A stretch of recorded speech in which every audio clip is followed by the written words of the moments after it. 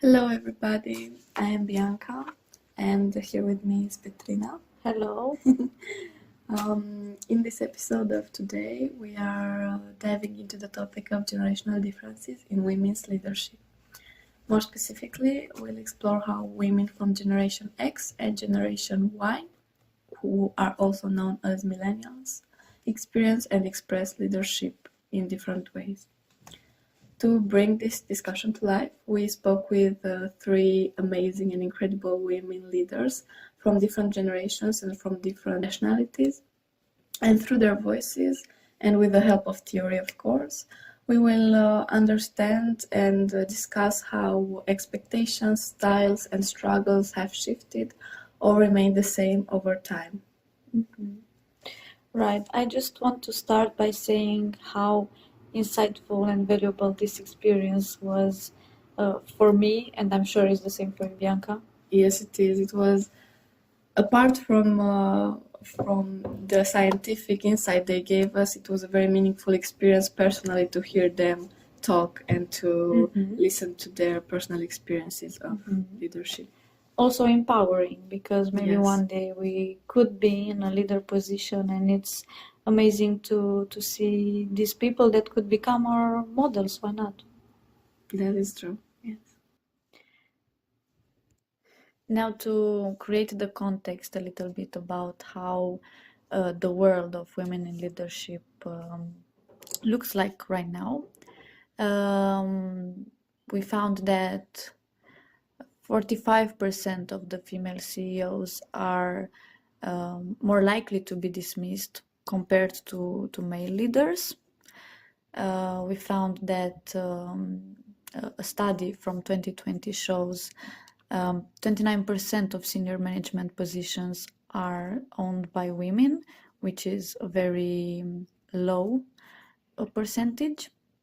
And also the Wall Street Journal in 2024 shows that only 9% of the CEO positions in the Russell 3000 index are owned by women.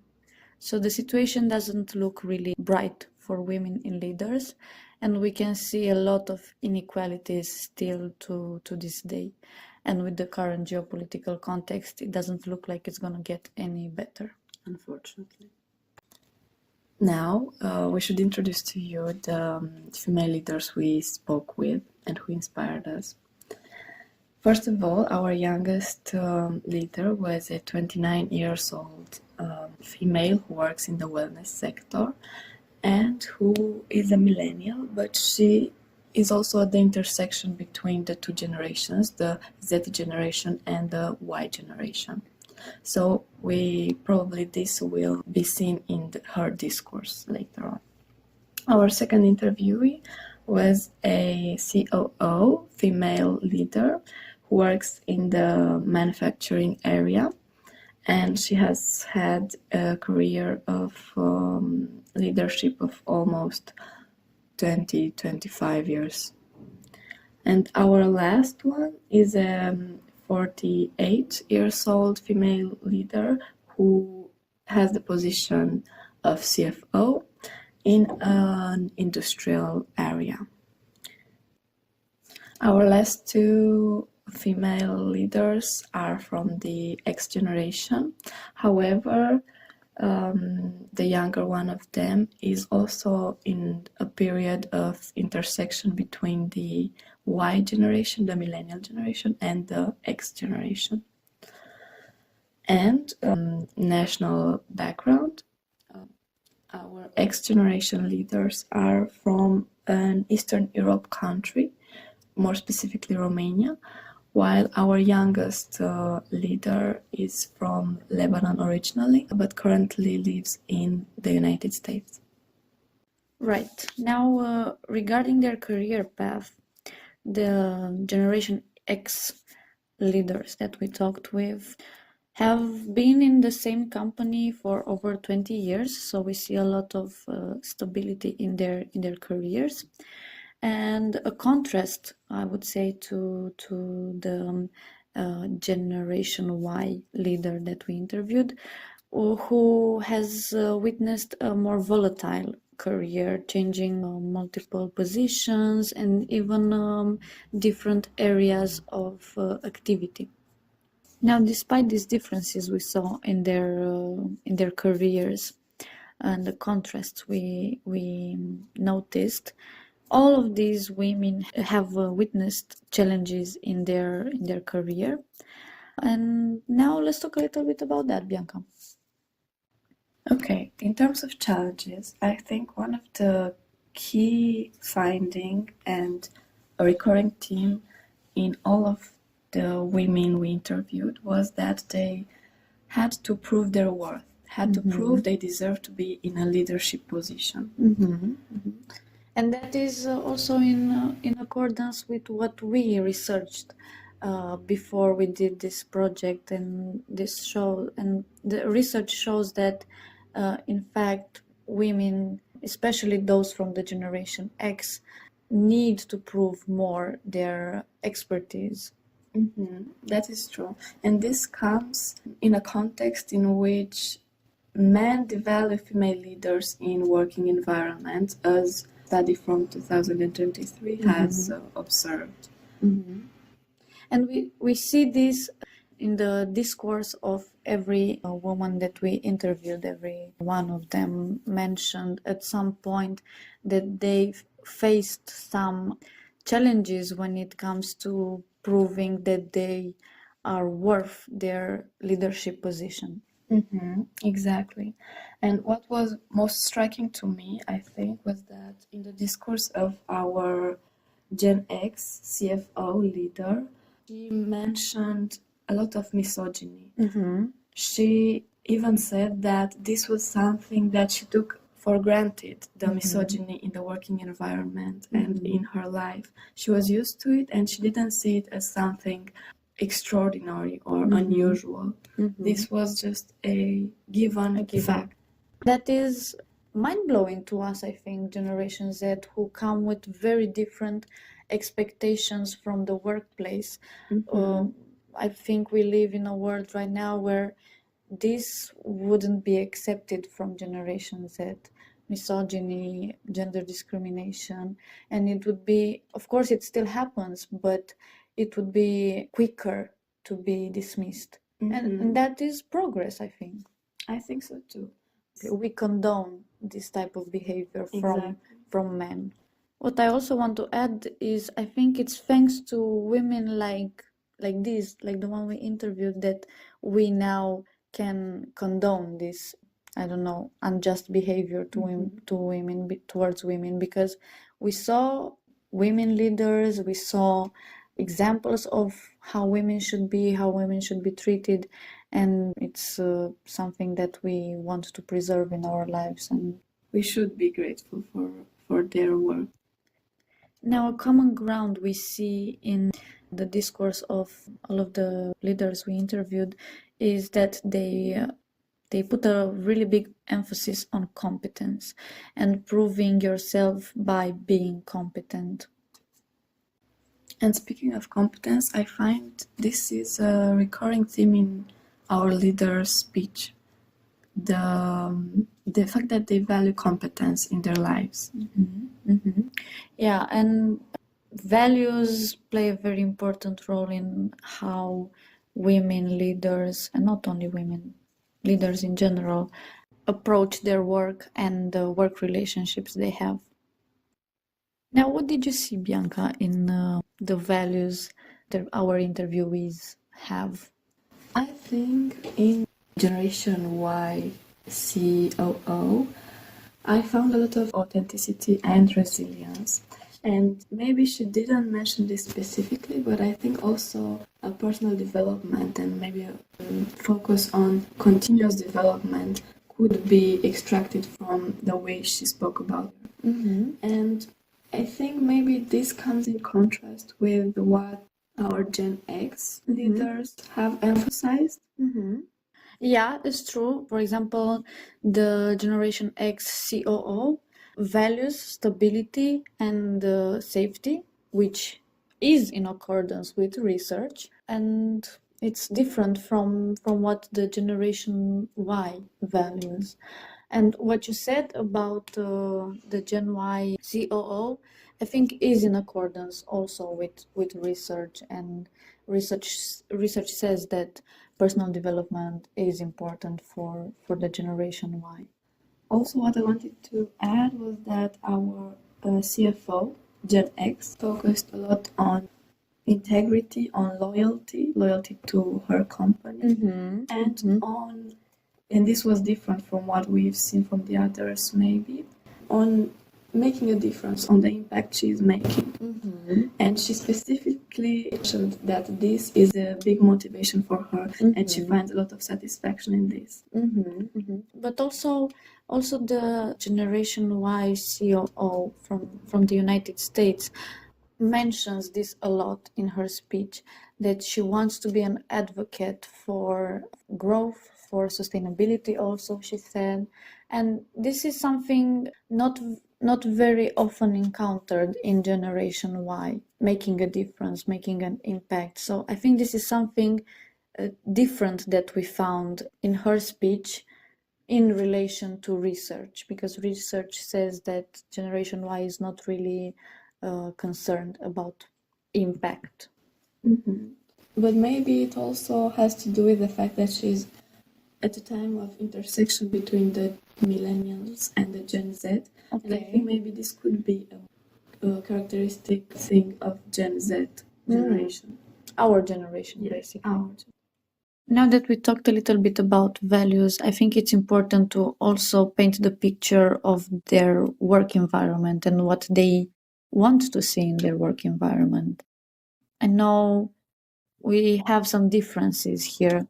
On the one hand, the Generation Y leader has shifted a lot her working environments, and she has had many. On the other hand, our two Generation X leaders are in the same work environment for over 20 years. So we can see some differences here. When we asked them, the Generation X leaders, what made them stay in their company, recurrent word, I would say, is the people. Yes. The people that are there. For them, it's very important the community they managed to build there. For the COO, I really see that for her, the company has become more than a workplace. She mentioned going to parties together, talking about families together, going on vacations together. How was that for the other Generation X leader? She also emphasized the people are the ones that matter when she thinks of her job. However, her work environment is more work than family, from what she expressed. She values her people and pushes them, wants for them to grow, but she adopts a more straightforward attitude with her colleagues, focusing more on the workload and tasks rather than the interpersonal relationships. And one thing she mentioned was that you cannot be friendly when holding such a position. And I think maybe here we can also see some differences that can be the result of the differing positions our leaders have, because this was said by a CFO, so Chief Financial Officer, versus our other interviewees who are Chief Operational Officers. Maybe this is also part of the explanation for these differing views, but I think also the generations that are different. However, the other Gen X leader, the one who is a Chief Operation Officer, so a COO, is also at the intersection between the Gen X and the Millennials. So maybe some of the characteristics of the Millennial generations have been imbued in her style of leadership and the work environment she leads in. But I think here it's also relevant to underline that research has found that women leaders of Gen X, in contrast with millennials and later generations, tend to adopt a more masculinist style of leadership. So they adopt more masculinist images of what leadership should look like, most probably because that was the way to gain credibility as a leader in such a male-dominated environment. Whereas millennials and following generations tend to fight the masculine images of leadership by bringing their feminine traits into their leadership style. And I think we can see this in our female leaders we interviewed. The Gen X CFO does adopt a more straightforward, assertive, precise way of working, which is characteristic of a more masculine style, while the Gen Y COO brings a more nurturing style, more supportive, caring, which underlines these feminine traits. Yeah, it's very interesting that within the same generation we see pretty different ideas about the work environment. But let's go back a little bit to the Generation Y leader. She mentions a lot nurturing climate in her present company, also in her past positions that she's had. And it's very interesting, not surprising, of course, that she correlates that with better performance within the company. And she actually makes this comparison between two different teams she was in. One that didn't have at all a nurturing climate and had pretty low performances, and her team where everything was supportive and they had very good performances. It's something that we can challenge because, and I think we talked about that in our classes, some classes that we had in Romania, that women leaders are the ones who take care of people and who create this nurturing climate, whereas men focus more on logic, more on precision, and less on the environment they created. Often they are not really aware of this environment or the relationships between people. So I would say that these women show how important a woman can be in building this climate. We can see that in this Gen X COO, there is a blend, I would say, of masculine traits like assertiveness. I see that in her a lot, and maybe sometimes it is not really welcome because it's not a feminine trait traditionally. But also I see in her speech this empowering of women. She mentions that women have actually some advantages in leadership compared to men. So we see an interesting blend here. Now, you know what amazed me, Petrina? And this was such a contrast from the things I read in the scientific literature, was that each of our female leaders we interviewed said they sponsored other aspiring women leaders. They offered them opportunities and supported them in furthering their careers.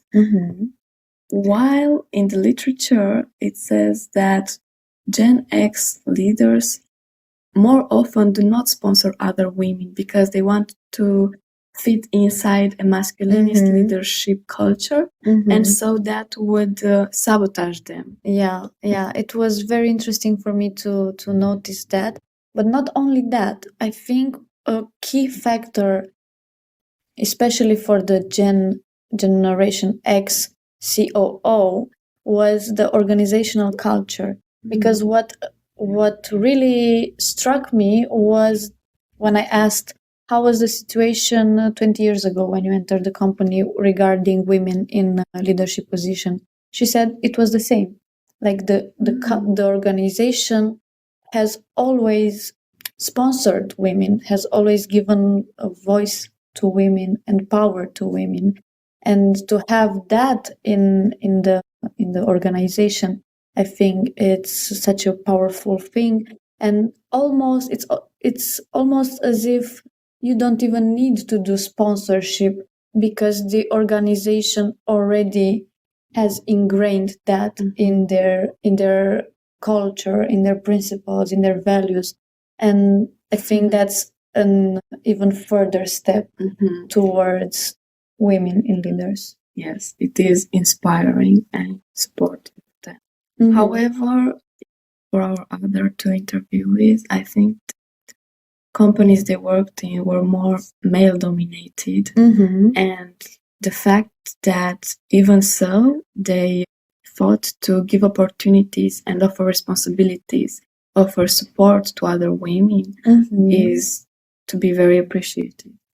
And one thing I really take from the Generation Y leader, the one who works in the US, is the emphasis on networking and how important it is to be out there, to be loud when you have something to say, and to trust that what you say is valuable. That is something I will really try to integrate into my work, into my educational background even. I think it is very beautiful, yes. And another thing I found admirable in them was that they mentioned trying to help the other women they were mentoring or sponsoring by offering them opportunities in other companies if their own company couldn't help them anymore. And what really touched me in regard to this was that the Generation Y COO said that she would pass an opportunity that was given to her for someone that she knew would benefit more from it. So she would give up her own opportunities to help others. I think that's a really beautiful message to have in mind, that we are in a network and we can help each other. And by helping each other, we're not sabotaging ourselves, but rather helping the network grow, and we grow. The system. Yes, helping the system grow, and along with the system, we grow too. Yes. And I think that's just a personal opinion, but I think this is something we don't really see in men, thinking about the system.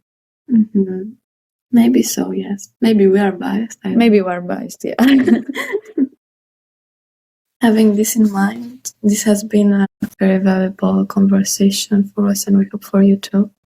And sadly, we must end our episode, but before doing that, we would like to leave you with some words these female leaders have inspired us with, and we hope will inspire you too. Well, what I admire about your generation is that you have more self-confidence than we used to have back then. And I would advise you not to lose that. And again, coming from my experience, rely on your feelings as well.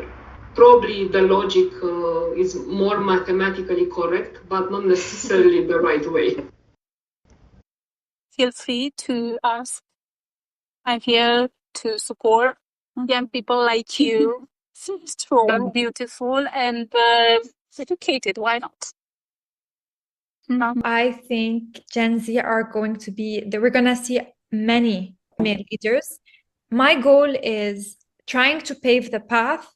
I'm still young. I don't know what's going to move forward, but I want anyone who looks at me, or any female or young girl that looks at me, to say, I can do that too. I can do better than that. I want them to feel that anything is possible, and to feel that it's not the end of the road. We have a lot of obstacles.